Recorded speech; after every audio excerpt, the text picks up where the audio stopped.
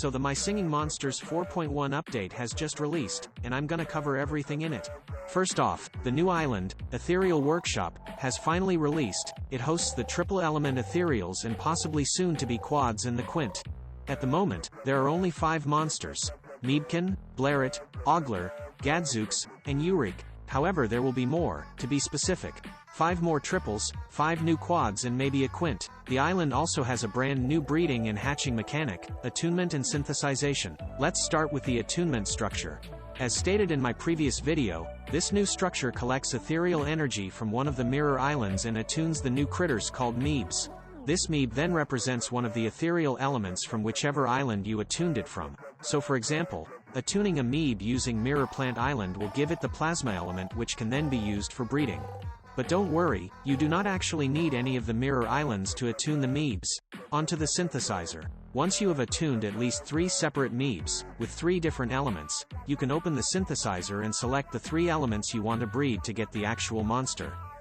Let's say you have a Plasma, Shadow, and a Crystal Meeb that you attuned using the attunement structure. You will have to select these 3 in the synthesizer and press confirm to create the monster. However, this is not a 100% chance of getting the monster. Sometimes the synthesizer will be too unstable and not create the monster, but this is fully based on RNG.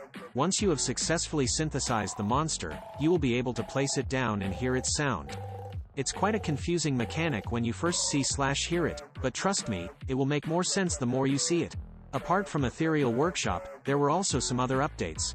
Primarily, double element ethereals are now available to buy/teleport to the Colosseum.